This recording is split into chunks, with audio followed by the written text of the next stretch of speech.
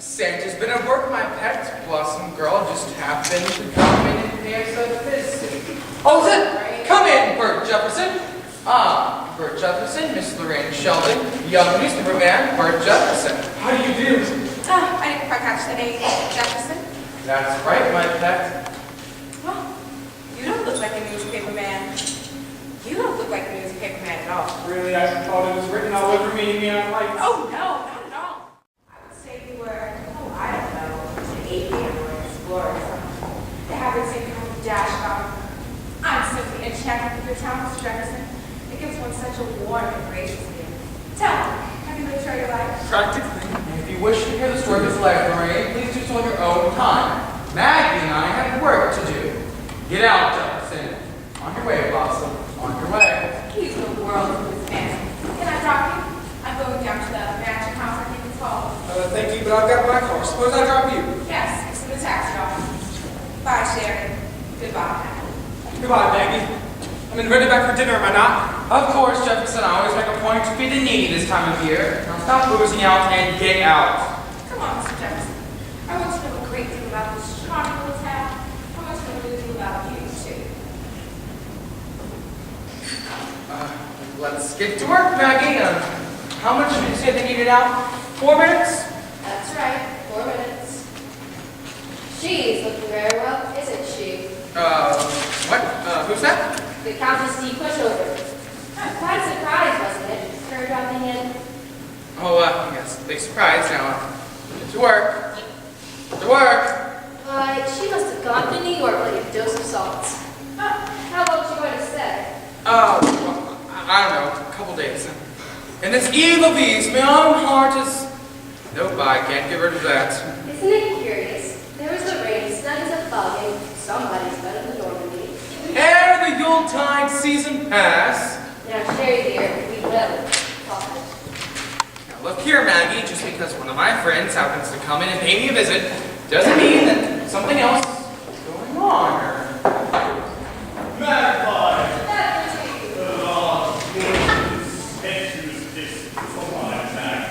Come in here, you Piccadilly pen pusher, and gaze upon a soul in agony.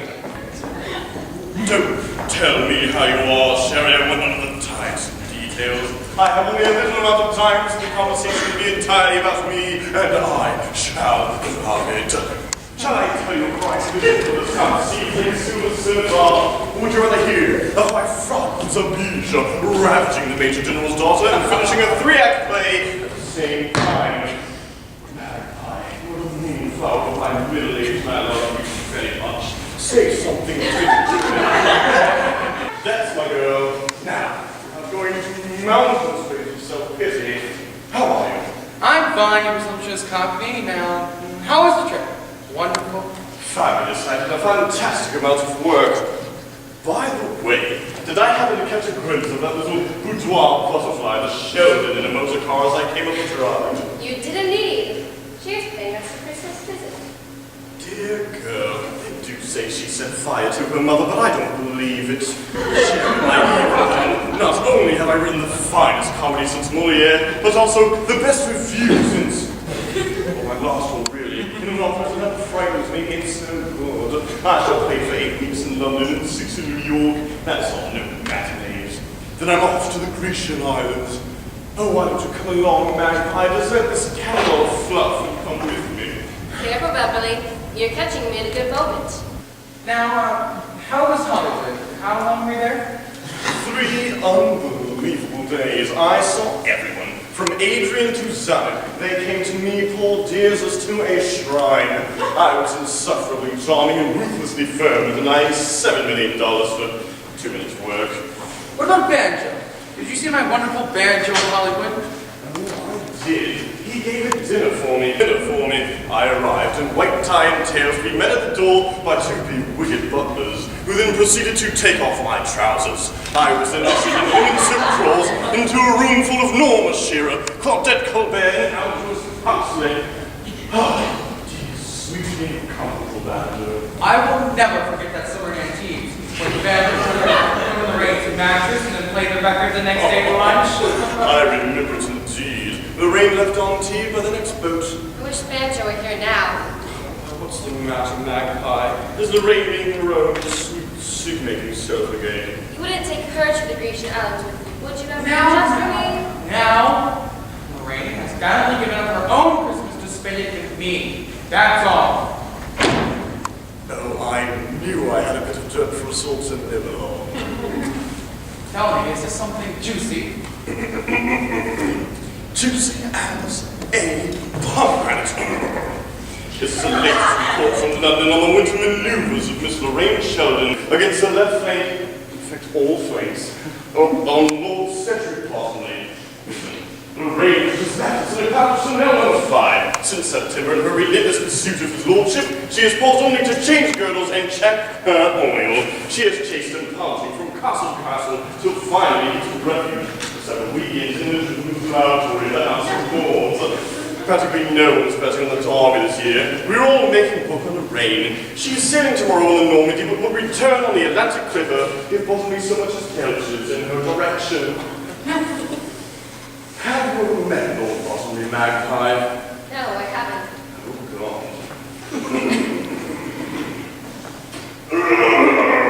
Not very shooting today. Lost it. Full brass. And the Jew son-in-law. My God, it's probably to his very bottom. Ripping debate in the house today. Old Basil spoke for 3 hours.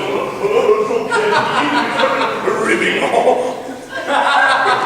You're making up Evelyn. No one sounds like It's so good, it's uncanny. Damn it, Beverly, why must you rush out of here? I never get to see enough of you. I can only say that my love for you is so great, I changed trains in Chicago to spend 10 minutes with you and wish you a Merry Christmas. Merry Christmas, my lad. My Magpie. Evelyn. Merry Christmas. And now I have just enough time for one magnificent piece to show you how brilliant the whole thing is. It's the second number from my new review. Oh, damn it, get rid of them, Maggie! Hello? Oh, hello, Bert. Oh, just a minute. Beverly, would you talk to a newspaper man for just 2 minutes? I kind of promised him. Oh, won't have time, Magpie. Not unless he's under the piano. What? Oh, just a minute. Would you see him at the station for just 2 minutes? For train goes? Come now, Beverly, the Go stalls to are the station, in. wait for him. He'll be there in a few minutes. Bye. Let's hear the second-rate masterpiece. It's called Cross-a-Mind Tattoo. After the nightfall, I think that nightfall down to my perilous heights. Deep in the heart of me always a part of me growing shimmering times. Run a little late and the shade shuts of time. Barking with the green desire, Cyndi with the social fire. Soft and true and beats me, rolling and rolling the dawn that greets me, cherishing, so cherishing. After the dawn I cry. Wonderful, Beverly. It's superb, the best you've ever written. Please! Let me say that. Oh, come right in, Westcott. Ah, the airwaves, eh? Oh, I shan't have to hear you. Thank God I'll be on a train. Mr. Westcott, will you please go into that room? Joey, make sure the word's plugged in right this way. Yeah, Gentlemen, on yeah, this yeah. side, say goodbye. Oh, Maggie, what the hell are you doing? I want to talk to Beverly! Oh, Sherry, Merry Christmas. Mwah. Yes, Beverly in London on July 12th. I will not be rushed out of here like a baby who needs his diaper change! Magpie, come get a kiss. Beverly, it won't 1 minute. I must have it. You'll make the train. It saves you a minute and a half from here. What's the matter, Magpie? Beverly, I'm in great trouble. Go away! Excuse me, I was just waiting for Mr. Excuse me. Who is that man? Never mind. Beverly, I'm in great trouble. What is it, Magpie? I've fallen in love. No. Yes, the first time I left, I've fallen in love. I can't tell you about it. There's some time. But Sheriff's trying to break it up. His own fiendish way, he's doing everything he can can to break it up. Why, the old flounder. What's he doing? He's brought Lorraine here to snatch it up. Oh, is someone here in this town? Yes, he's a newspaper man, the one you're going to see at the station. And he's written a play, and I know Sherry must be using that as bait. You know Lorraine, she'll eat him up alive. You've got to help me, Beverly. Of course I will, Magpie. What do you want me to do? I've got to get Lorraine out of here. The further away, the better. And you can do it for me. But how? How can I? I'm leaving. Have you a card on the bargain as was held? Just one right here. Like one of those things that go Here's what I want you to do. Yes. Oh, yes. Oh.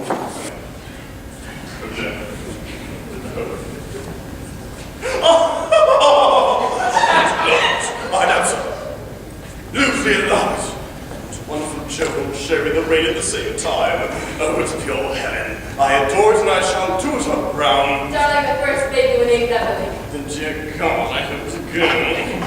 You're wonderful. Oh, of course I am. Come to Chisholm for your honeymoon and I'll put you up. Mercy, let me out of here.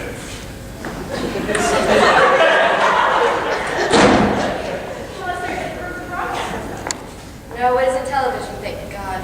They only hear the liquid voice. He's really wonderful, isn't he? Mr. Whiteside, it's a fine time for you. Yes, he certainly sticks his nose into everything, Joanne. Is it proud of me? Yes, they are.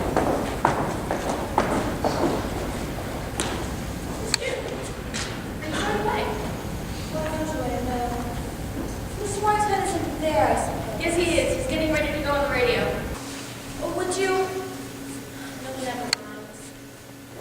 Look, Joanne, Where is he? In the library? this is busy. Well, maybe we ought to go out the back door. Let's go.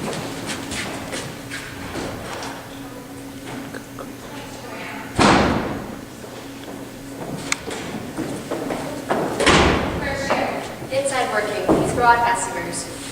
Oh, I forgot. Christmas Eve. What a wonderful man Sheridan Whiteside is. You know, it must be such an utter joy to be secretary to somebody like Sherry. Yes, you meet such interesting people. Why did you get on the rain? Going anywhere? This? Oh, I just throw on anything at all. Aren't you dressing for dinner? No, just what meets the eye. Who does your hair, Maggie? A little French woman named Maggie Catelet comes in every morning. You know, I can think your hair could be so lovely. I've always wanted to get my hands on it. Always wanted to get my hands on yours, Lorraine. What, dear? What time does Beverly get here? I'm not over anxious to meet him. He's been and gone, Lorraine. Well, I'm very glad. Of course, you two are great friends, aren't you? You and Beverly. Yes, we are. I think he's a wonderful person. I suppose he is, but really, when I finished working with him, I was a perfect wreck. All during that tender love scene that the critics said was so magnificent, he kept dropping peanut shells down my dress. I wouldn't act with him again if I was starving. Tell me, Lorraine, have you found a new play? No, I haven't. There was a pile of manuscripts waiting for me, but I hurried right out here to Sheridan. Yes, that was quite wonderful of you, Lorraine. You dropped everything that way and rushed to Sherry's wheelchair. Well, after all, Maggie dear, what else is one in the world but friends? That's what I always say. When will Sherry be out? Not long. Did you know that Mr. Jogensen has written quite a good play? The young man has been thinking of that. Really? No, I didn't. Isn't that interesting? Yes, isn't it?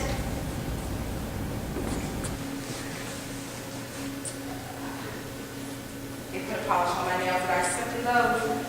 I don't suppose there's a branch of Elizabeth Archer in this town. Not if she has any sense.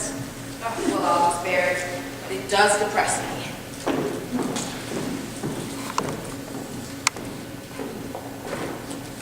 Happy breakfast, Maggie. Everybody was waiting on the boat. I agree, so we can't put it down. I put it down. Right there. Hello. Yes.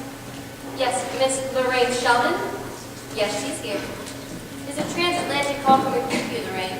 Transatlantic? For me? Here? Why, what in the world? It's London. London? Hello? Hello? Cedric? Cedric, is this you? Why, Cedric, you darling. Why, what a surprise. How'd you know I was here? What? Cedric, don't talk so fast and you won't step so. Yes, that's better. Now I can hear you. Yes, very clearly. It's as if you were just around the corner. I see. What? Darling! Cedric, dearest, would you hold on just one moment? Maggie, would you mind? It's Lord Bottomley, a very personal call. Would you mind? Oh, not at all. No. Yes, my dearest. Now tell me. What? Cedric, don't stutter so. Don't be nervous. Oh my God! Oh my darling! Oh my sweet! You don't know how long I prayed for this every night on the boat! Why, yes, yes, 1,000 times yes! I'll catch a plane right out of here tonight, catch the next boat to London. What? Darling, don't stutter so. Yes, and I love you, darling, oh so much. My dear, sweet, my darlingest darling. You've made me the happiest girl in the world. I'll be thinking of you every moment. Goodbye, darling. Goodbye. Sherry, Sherry, Sherry! Do you know what just happened? Cedric's called from London. He's asked me to marry him. What? Sherry, think of it at last. I've got to get right out of here. May I come in? Oh, Maggie, will you help me get out of here right away? I've simply got to catch the next boat. When is it? Do you know? Is there a newspaper here? The Queen Mary's is Friday. Why, what's happened? Oh, Maggie, the most wonderful thing in the world has happened. Lord Bottomley has asked me to marry him. Oh, Maggie. Really? Well, what do you know? So excited I can hardly think. Will you look things up right away? Yes, our timetable right here. And don't worry, because if there's no train, I'll keep you leaving myself, and you can catch the things there. Maggie, darling, you're wonderful. Sherry, what's the matter? You haven't said a word. You haven't even congratulated me. Let me understand this, Lorraine. Am I to gather from your girlish wheels as you're about to throw your entire career into the ash can? Oh, no, not at all. I might not be able to play this season, but there'll be other seasons, Sherry. I see, and everything else goes into the ash can with it. But Sherry, you couldn't... Oh no, don't explain. I understand only too well. And I also understand why Cornell remains the first actress of our theater. Oh, this is wonderful. We're in Lackey. There's a plane out of Cleveland at 10:30. It takes about an hour to get there. Why, it all works out so wonderfully, doesn't it, Sherry? Teach. What's the number to the hotel? I've got to get my maid started packing. Macelia Breach. Macelia 3-2, please. Let's see, if I sail tonight, 5 people. That means I'll be in London by Wednesday night. It started snowing. Oh, isn't this wonderful? I've now felt more like Christmas in my life. Don't you, Sherry dear? Shut your nasty little face! Cosette, now listen carefully, Cosette. We're leaving here tonight by plane and sailing Friday on the Queen Mary. Now I want you to start packing immediately and I'll call for you in about an hour. Have you got a pencil? Right. Now I want you to send these cables for me. The first goes to Lord and Lady Cunard. You'll find all these addresses in my little book. It's in my dressing case. Lord and Lady Cunard, my darlings, returning Friday, Queen Mary.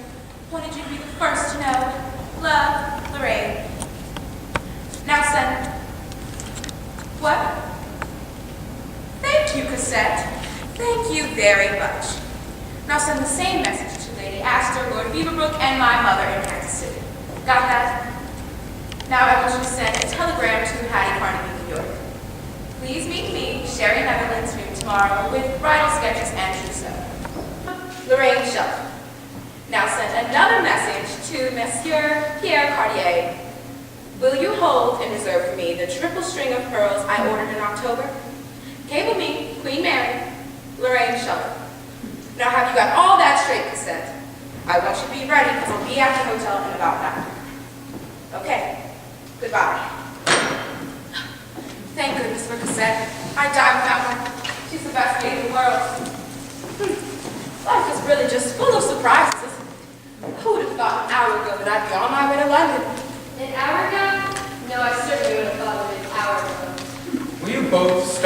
female drooling. I have a violent headache. Oh, Sherry, can I get you something? Sherry, I'm sorry if what I've said has offended you, but after all, my life is my own.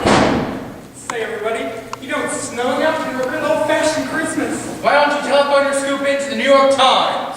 Bert, Miss Sheldon has a plane ticket from Cleveland. Can we drive her over? You and Dad? Certainly. Sorry you have to go, Miss Sheldon. No bad news, I hope. Oh, on the contrary, very good news, wonderful news. Pause for a drink, I think. Sherry, you're not being a very good host. How about a bottle of champagne? I'm doing better than that. Let me mix you up a Jefferson special, okay, Mr. Whiteside? Yes, yes, yes. Mix anything, only stop driveling. Anybody admire my Christmas present yet, Maggie? Oh dear, I forgot. Look, everybody, from Mr. Jefferson to me. Oh, it's John. Oh, it's inscribed too. To Maggie, long may she wave, Bert. Oh, it's charming. Isn't it lovely, Sherry? Ducky. I told you it was beautiful, Bert. See? Shows me you can get your saved coupons. What's going on between you two anyhow? Are you hiding something from us, Maggie? Will this drivel never end? My head is bursting! Don't worry, Mr. Whiteside, a Jefferson special will cure anything. Oh, by the way, I got a 2-minute interview with Beverly Carlton at the station. You were right, Mr. Whiteside, he's quite something. Bert, go ahead and make those drinks. On fire. I was lucky to get 2 minutes with him. He was in a telephone booth most of the time. Bert, mix those drinks, will you? Okay. I couldn't make out what he was saying, but from the looks of the faces he was making, it looked like a scene from one of his plays. Bert, for goodness sake, will you? Just 1 second, Jefferson. Beverly Carlton was in a telephone booth at the station. Certainly was. Thought he'd never come out. He was talking and making the damnedest faces for about 5 minutes. Bert, my boy, I have a feeling I shall love a Jefferson special. Make me a double one, will you? Okay. My headache has gone with the wind. Dick Tracy's at work here.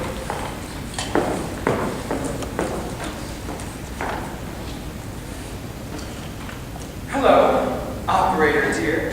Could you tell me if there have been any calls from London to this telephone in the past half hour? Yes, I'll wait. Sherry, what is this? Shh.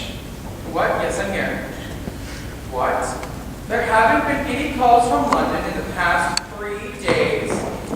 Lost girl. Could you repeat that for me, please? Do you hear it, my dear? Thank you, operator, and a very Merry Christmas. Sherry, what is all this? Why, my dear, you have just played the greatest love scene of your career with your old friend, Beverly Carlton. Why, that's not true. I was talking to Cedric on the phone. What do you mean? I mean, my dear, that was Beverly Carlton and what other girl is up to, not Lord Bottom. Ah, me. Who would have thought 5 minutes ago if you wanted to be going to London? Sherry, I want this explained. Explained, you heard the operator, my dear. All I can say is Beverly Carlton was indulging in one of his famous bits of mimicry. That's all. You've heard him do Lord Bottom before, haven't you? Why, yes, of course. But why would we want to do such a thing? This is the most dreadful. Oh God, those cables! Give me the hotel. Whatever it's called, I want the hotel. My holiday lost visit is the last thing that the skunk, the louse, the dirty rotten mansion house connected with me.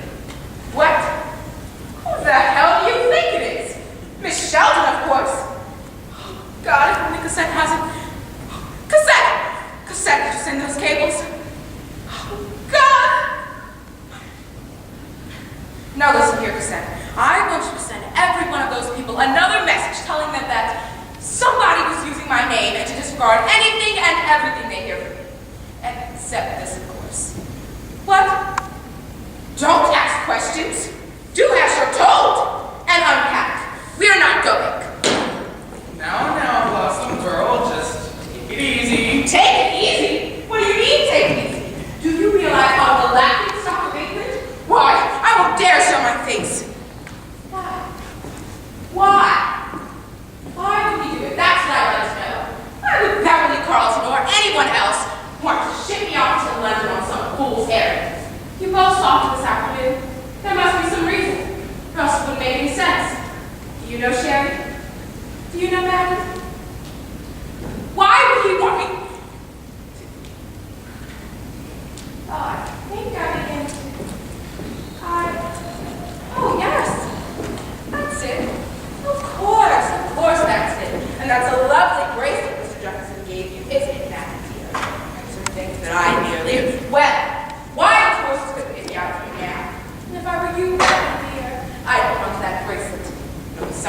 remember to buy.